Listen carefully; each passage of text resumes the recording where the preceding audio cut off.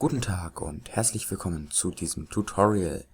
Heute beschäftigen wir uns mit der Erstellung von Menschen. Dazu benötigen wir zuerst einmal die Software MakeHuman, mit der wir die Person generieren. MakeHuman ist eine kostenlose, Python-basierte Open-Source-Software, mit der man sehr einfach Menschen erzeugen kann. Um MakeHuman zu downloaden, gehen wir auf die Webseite makehuman.org und gehen dann auf Download. Dort müssen wir zum einen MakeHuman an sich downloaden und dann noch die Blender Tools. MakeHuman ist ebenso wie Blender für Windows, Linux und Mac verfügbar. Nachdem man sich die entsprechende Version auf den Computer geladen hat, kann diese einfach an den gewünschten Platz entpackt werden und ist lauffähig. Gut, wenn wir jetzt MakeHuman gestartet haben, dann sehen wir dieses Interface.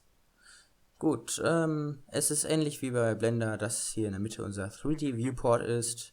Mit Hilfe der linken Maustaste können wir uns so drehen. Mit Hilfe der rechten Maustaste können wir zoomen. Und mit Hilfe der mittleren Maustaste können wir uns so bewegen. Gut, ich gehe wieder in die Vorderansicht und fange jetzt gleich mal an, einen jungen Mann zu modellieren. Aber an sich, hier in den Settings kann man noch seine Sprache einstellen. Könnte ganz interessant sein, wenn man nicht so gut in Englisch ist. Ja. Generell sieht man hier rechts die jeweilige Kategorie und hier sieht man die einzelnen Einstellungen dazu. Das heißt, ich modelliere jetzt eben einen jungen Mann.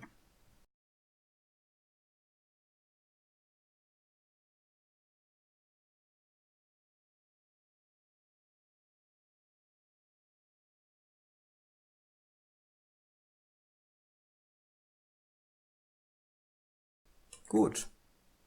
Wenn ich jetzt den Menschen fertig modelliert habe, dann wechsle ich zum Geometries Tab. Ja, zuerst kann man der Person hier Kleidung geben. Das heißt, hier zum Beispiel eine Jacke bzw. Hose, dann ein Blender-T-Shirt.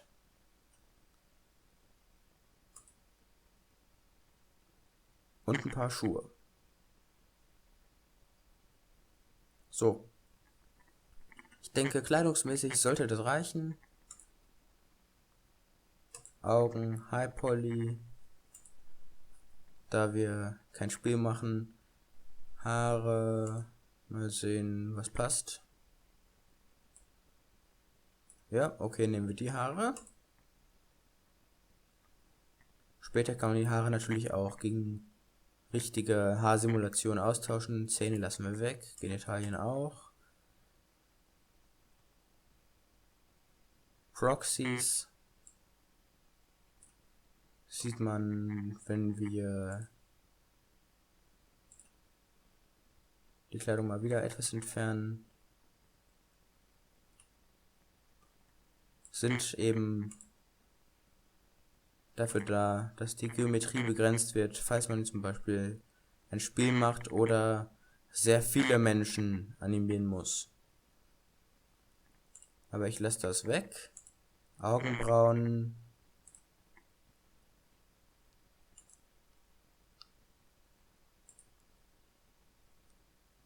Mal sehen. Ja, okay, nehmen wir die. So. Wimpern die. Zunge lassen wir auch weg. Kleidung füge ich eben wieder das Blender-T-Shirt hinzu. So, jetzt die Materialien.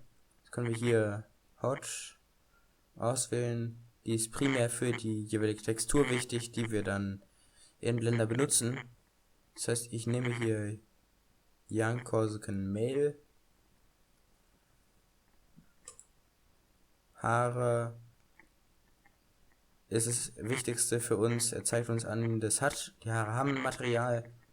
Das heißt, er exportiert uns für die Haare eine Textur auch.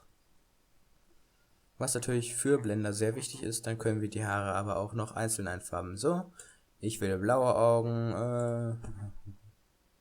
Augenbrauen hat auch eine Textur. Wimpern hat auch eine Textur, sehr schön. Blender T-Shirt. Ich könnte ein Make Human T-Shirt wählen.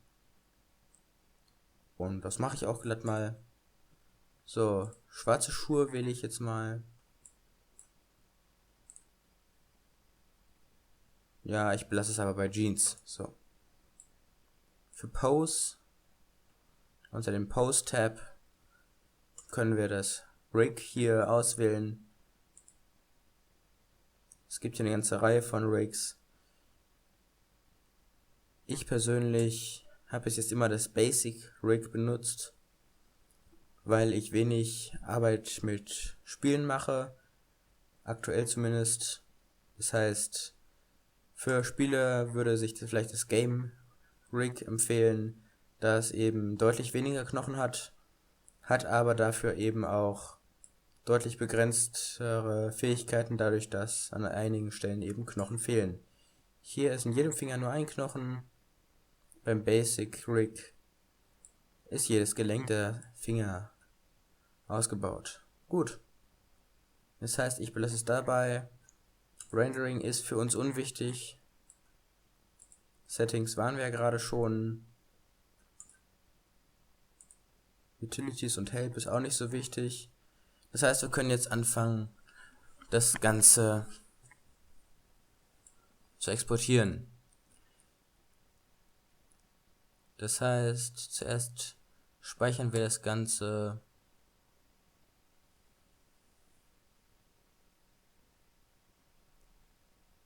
Ja, gut, das passt. Das sagte mir gerade eben hier, das Modell wurde gespeichert. So, Blender Exchange Format wollen wir exportieren. Und Feet on the Ground ist recht wichtig.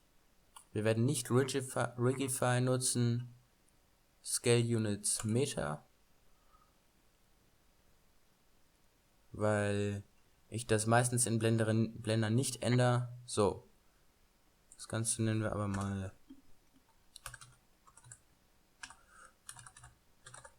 Tutorial.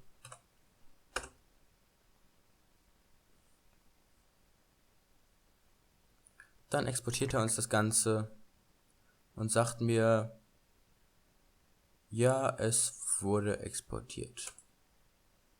Sehr schön. Gut. Das wär's für diesen Teil. In Part 2 geht es dann weiter mit der Integration in Blender und dem Verteilen der Cycles Materialien. Vielen Dank fürs Zuschauen.